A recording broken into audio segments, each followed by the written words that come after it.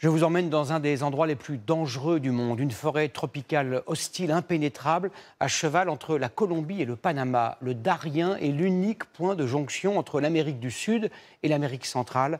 L'an dernier, 1,5 million de migrants, hommes, femmes, enfants, vieillards, ont emprunté ce passage. Tous rêvent de refaire leur vie aux États-Unis, alors même que la question migratoire est au cœur de l'élection présidentielle américaine dans un mois. C'est le grand reportage de ce 20h. Il est signé Michel Scott et Fabrice Hamzel. Une prière collective avant le grand départ. Cette foule sait qu'elle va affronter l'un des chemins les plus périlleux de son long parcours. Seigneur, protège-nous. Amen.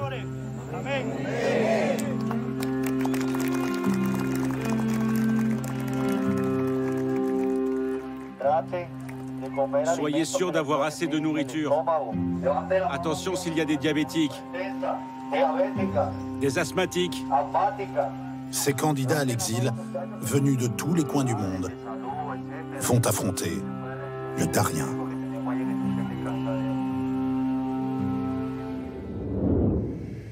Il s'agit d'une forêt sauvage, si dense qu'aucun chemin ne semble pouvoir la traverser. Cet espace inhospitalier, nous l'avons survolé 48 heures auparavant afin de rejoindre le point de rassemblement des réfugiés en Colombie. Escarpé, sans point de passage visible. Et pourtant, l'une des plus grandes routes migratoires du monde passe par ce goulot. Des centaines de milliers de déracinés l'empruntent chaque année dans leur remontée vers le nord. Alors nous allons nous aussi faire cette traversée. Et pour cela atteindre une zone de non-droit tenue par les narcotrafiquants d'un puissant cartel, le clan du Golfe. Le village d'Akandi est la zone de regroupement des postulants au départ. C'est ici qu'ils se rassemblent en fait. Et ces gens vont être immédiatement pris en charge par cette organisation très sophistiquée. Les bagages sont répertoriés, les migrants sont comptabilisés et à partir de là, eh bien, elles vont se préparer pour le grand départ, cette grande marche sur la route du Darien. Avant cela, il faut payer, bien sûr, au moins 170 € par personne, parfois beaucoup plus.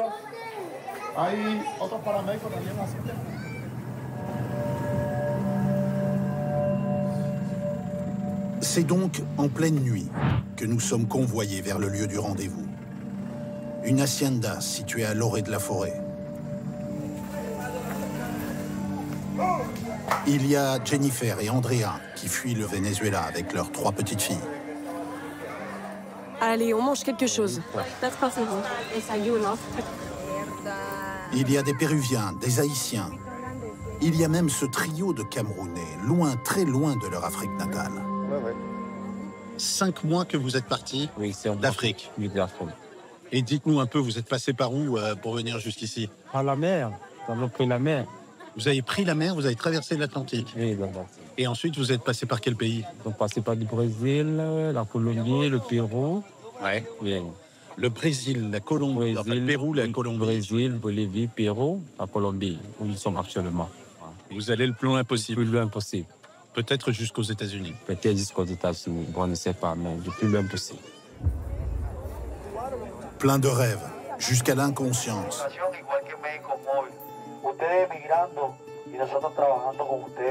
Plus de 300 personnes rassemblées. Le départ va être donné d'ici quelques instants maintenant, avec, vous le voyez, des familles, des enfants.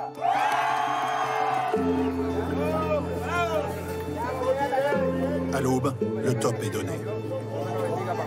Cette course vers un avenir meilleur est lancée sous nos yeux, comme une aspiration, un énorme désir qui pousse le peuple des migrants vers le nord, faisant fi des dangers, même malgré le handicap d'un fils.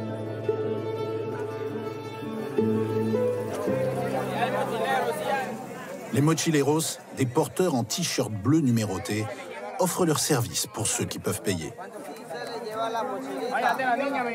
30 $ le trajet. Beaucoup vont s'en servir au fur et à mesure que vont s'étirer les heures de cette première journée. Une colonne de 500 personnes s'enfonce ainsi dans la jungle. Ils vont devoir s'y habituer, les passages de guet sont nombreux. Il y en a des dizaines et des dizaines à franchir. Évidemment à pied.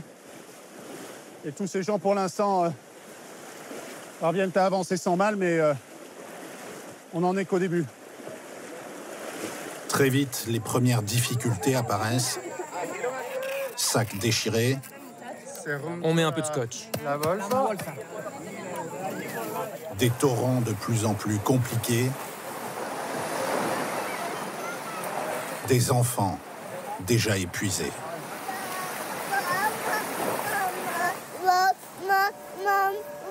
Dans cette atmosphère chargée d'humidité, la boue est omniprésente. Un mauvais appui, une inattention, et c'est l'accident. Maria, 15 ans, vient de tomber. Ça va? ¿Qué te pasó, corazón? ¿Qué te pasó? Tends ta jambe. Voilà, comme ça. Si elle est cassée, c'en est fini de l'aventure, pour toute la famille. L'objectif est d'abord d'atteindre le sommet de la montagne, une ascension de 4 heures avec un dénivelé de 700 mètres. Un peu en retard, Jennifer et Andrea ont bien du mal. C'est horrible. Très rude. Toutes les 5 marches, je suis obligée de m'arrêter. Si les bébés ne quittent jamais le dos des parents, les porteurs, eux, se sont révélés indispensables pour le reste du chargement. Or, ces derniers vont bientôt les abandonner, car au bout de cette côte, voici maintenant la frontière du Panama. On y arrive. On y arrive.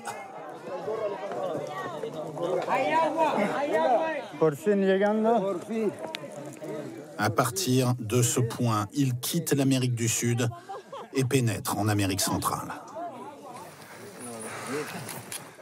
3/4 d'entre eux viennent du Venezuela en ce moment. Fuyant l'oppression chez eux, ils se considèrent comme des réfugiés politiques, à l'image de Samuel et sa compagne. Oui, on est heureux de fuir notre pays qui subit une répression brutale. C'est une bonne chose que cette route de l'exil existe, mais Que c'est une entreprise illégale, en fait. C'est peut-être illégal, oui, pour les gouvernements. Mais ces personnes, elles nous aident et on les paye pour ça.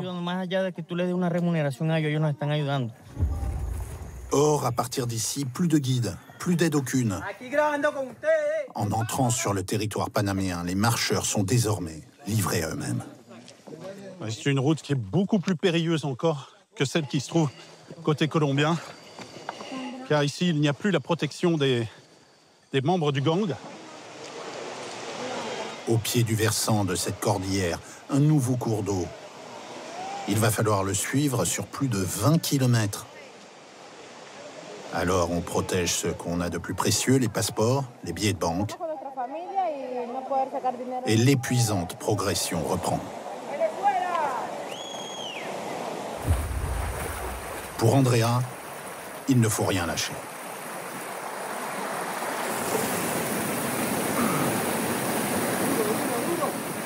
Enfin, il faut trouver un campement pour la nuit. Un peu à l'écart de la rivière, mais pas trop. Les dangers sont multiples. Tout le monde se regroupe. On va faire un cordon de protection. On va mettre du produit tout autour pour empêcher les bêtes sauvages de s'approcher. C'est quoi, il a dit? C'est pour éloigner les serpents? C'est du répulsif. Les enfants ont faim. Oh, moi, je n'en peux plus. J'ai tellement mal aux pieds. En plus, il faut qu'on reparte très tôt demain matin.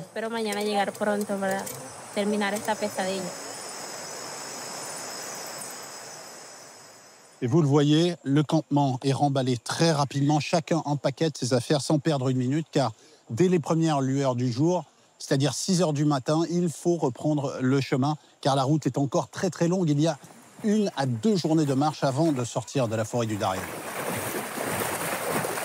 Des tissus de couleur bleue laissés par d'autres balisent le chemin. Il faut prendre garde aux chutes. Notre caméraman en fait l'expérience. Jennifer, elle, s'accrochant comme elle peut, au péril de la vie de sa fille, tente de ne pas basculer dans le vide. La main, donne-moi la main.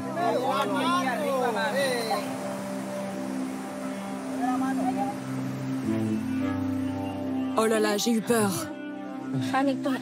Au total, le périple va durer entre 4 et 5 jours. Dans la chaleur, sous les averses tropicales, au bout de l'épuisement pour certains. Mais pas question d'arrêter, car c'est leur survie qui est en jeu. Il faut comprendre qu'on n'est pas migrant parce qu'on le souhaite, mais à cause des conditions de vie dans nos pays. Au bout du chemin, les premiers militaires apparaissent. On voit que les Panaméens surveillent, patrouillent.